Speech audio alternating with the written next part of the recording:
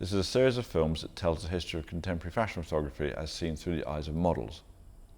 Hi Erin. Hello Nick. Thank you for coming and doing this. It's my pleasure. So I'm going to show you some photographs that you're in, and I'm going to ask you to talk about them. Simple as that. How exciting. It's So nice we'll to be part of the audience for once. Ha ha. Erin, let's talk a little bit about this Richard Avedon Richard shot. Avedon, yes. Tell me, if you wouldn't mind, what was it like to work with Richard Avedon? It was spectacular, not least because I felt like I had a conspirator. Oh really? You know, obviously, if you think about Richard Avedon, he's a force, isn't he? He was a force to be reckoned with. And actually, in real life, he was sort of like a playful, naughty little boy. Right. You know, he must have been in his 70s when I first met him, and I developed an enormous crush on him. Really? Yeah, and it was real because he had this sort of playful abundance to him, and he was very approachable. And it was almost like the joke was on everybody else. You know, he wanted to collude in a way which was very quiet and very engaging with me, and I think perhaps it really helped to settle me, because at that point I knew that I was shooting the Versace campaign on my own, and it was a big deal. And you know, the other model on set had a personal chef and a DJ, and I had my Verve cassette. So whenever it was time for me to go on the set, we would sort of change, and the atmosphere would really become something different. But he really taught me about the importance of not betraying the classical side of me. Right. He said, "You really remind me of Davima," and I'm kind of ashamed to say now that I didn't know who he was talking about. Yeah. But then somehow, nor would I necessarily when when you're 19 years old. You are. The thing about modelling is that you learn on the job. You're constantly referenced to somebody else or to another inspiration or bygone era, and then you give your interpretation, and that's what we did. And he, for example, this photograph is really quite something, because the original photograph he took, I copied the original, and it was of a boy. Oh really? Yeah. Right. So there I am as a sort of boy wearing metal mesh. Yeah. And not much else. Yeah. So you can see distinctly that my eyebrows are kind of like massive there. Yeah. And I'm literally almost sporting a mono brown. I've got very masculine, boyish hair. Yeah. It's because the original inspiration was taken from a boy wearing the identical outfit. Oh really? Mm. And how would he direct you? What was it like to work with him? He was a mover and shaker as well. Was he? Never stood still. Yeah, he's dynamite. And he would really move, and that was kind of the subconscious cue for you to move, and then he'd go static very quickly. And he did that thing as well. And then he'd do the 8x10. Yeah.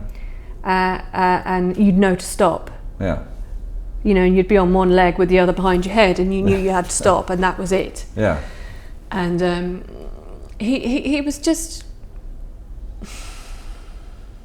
He was just full of enthusiasm, really. I think whoever was in front of him, no matter who they were and what they looked like, he wanted to sort of realise them. He wanted to represent them in a way. There was not the sense that he was taking away, but building you up. Right. And you said that he was mischievous and naughty. Oh, so mischievous. You know, so many stories and you know, a bit of gossip about this one and that. And it kind of humanised him in a way. It took away the pressure of him being this almighty presence within the industry. And he gave me, I left with all sorts of Polaroids, and as if he had nicked them on somebody else's behalf. And in fact, it was his own work. Yeah. That was him holding his power still, I think. I thought, here, have these. Yeah. It's fine, don't worry about it. Yeah. And of course I did, and I thought, oh, you know, great, it's Polaroid. But now I look at them and I think, my God, you know, so important, and how generous, and how great for me that, you know, one day when my boy realises that I'm not just mom, that he can sort of see what I got up to before he arrived. And what were the sessions like? How long, for instance? Well, we worked really hard. I mean, there was always a crash mat inside. It was always incredibly physical. Right. And what was the crash mat for? For the landing. Oh, really? Yeah, so you'd start at one end of the studio, and you'd end up at the other end, the opposite end of the studio. And it was like being a gymnast. You'd literally gear up for it, and then you'd get a signal and you'd run, and you'd absolutely just get into the moment.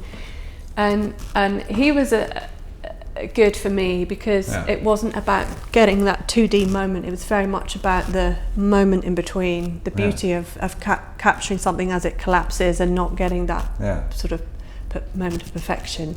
Yeah. And did he work throughout the session? Did he stay on the 10x8 or did he move from 10x8 to the... Always 10x8. Always 10x8? Yeah. Right, okay. So of course, you know, he working with 10x8 is really difficult, isn't it? Yes. I think so as a model because, you know, it's that 3-second torture where you want something to look so spontaneous and yet, you know, every single muscle in your body is contracting to make it. You're willing your body to work, you know, and stay where it is. And he did that.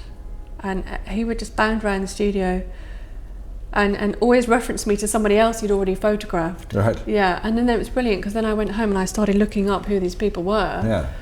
And felt very honoured, you know, to have any sort of association with them. And was the music playing? Yes, my Verve tape. No, he always liked booming music in the studio. Did he? Yeah. Right. Yeah, definitely. So is he shouting above the music then? Yeah. Right. Yeah, and he was a fairly petite man. In fact, he was very petite and very slight. And I was thinking he was kind of like a nymph. Right. There was something kind of, I don't know how to describe him. Mischievous is the perfect word. Right.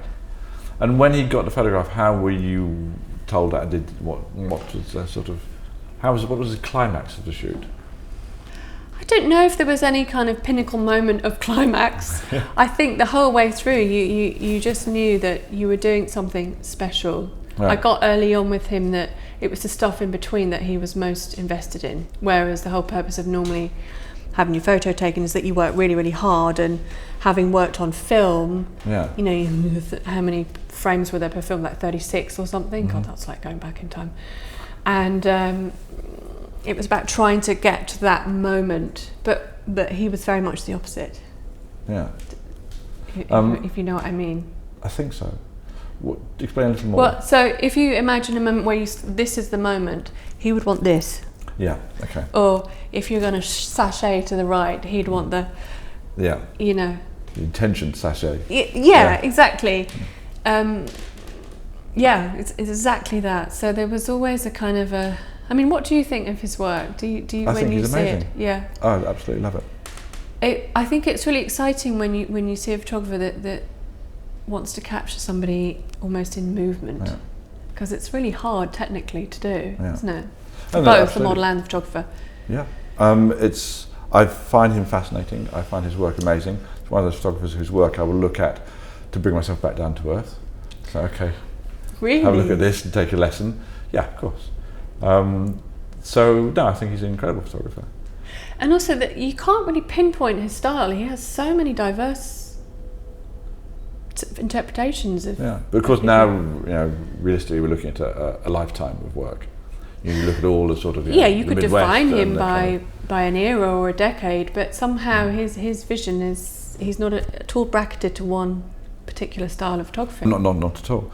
And are there other photographers who you felt similar sort of thing for? Did you feel that, working with Avedon, because it's early on in your career, and that's one of the giants of fashion photography you work with, did you feel afterwards a bit of a come down? Well, or other people, how did that go on? Apparently he'd seen me in Pier 59. Right. And then I went away for my first show season in Europe, and then I saw him again in the studio, and he said, I've been following that nose of yours all season. So he didn't know me and he didn't know my name, but he had become quite sort of, I suppose, invested in this nose and the kind of power of it, I suppose. Yeah. And how funny that it was the very thing that other people had tried to take away in an attempt to kind of make me look more polite. Yeah. But for him it was like a bit of a field day because it was sharp and graphic, and it gave him something to be inspired by visually, if I'm allowed to say that. Working so early in your career with somebody as strong and yes, as I mean it certainly helped. As Avedon. But did you feel afterwards you wanted to get back to that session? Are there photographers who you wish you'd worked with more, put it that way, or wish you'd worked with that you haven't? Well, I think there are many, many photographers, and I love their work, and yet at the same time I know that it wouldn't be a match made in heaven to necessarily put us together. So I can appreciate what they do. Yeah. And I often think it's best left alone. Yeah.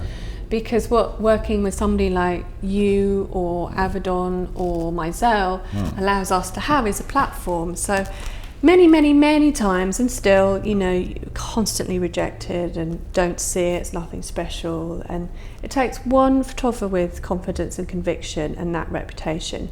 And then all of a sudden what happened in my personal experience was that everybody then wants to photograph you because they want to do their own interpretation of how they see you. It's not about the essence of me. It's kind of like a healthy ego. It's like saying, this is how I see you. This is my take. Yeah. Interesting. Take it. Yeah. What's nice is when I know I really work with somebody well, you just know and you just feel it and you trust them. And you actually go too far sometimes in the way that you move and you pose. But better to do that than not unleash at all. Yeah. Because you have to trust one another. There's a relationship there where you can be pulled back. If you're trying to exercise something that's not going to happen, then there's no point being on set. Yeah. How did you find your parameters? It's just trial and error, you know, just leaning on my instinct. Yeah. Small things that are very important to me, as they still are today, like boundaries. Just wanting somewhere private to change not necessarily needing to be exposed and naked in front of people. Having people work so closely to my face and learn and touch and see and work. That was also crazy. I was so self-conscious of that in the beginning. Really? Very, very. You know, you come from school and someone once a year takes your picture in high order. Yeah. So I was sat with the boys for 5 years in secondary, and then all of a sudden you've got somebody who's painstakingly trying to learn and observe your face and capture you, and they're close to you, and all of that stuff was just so.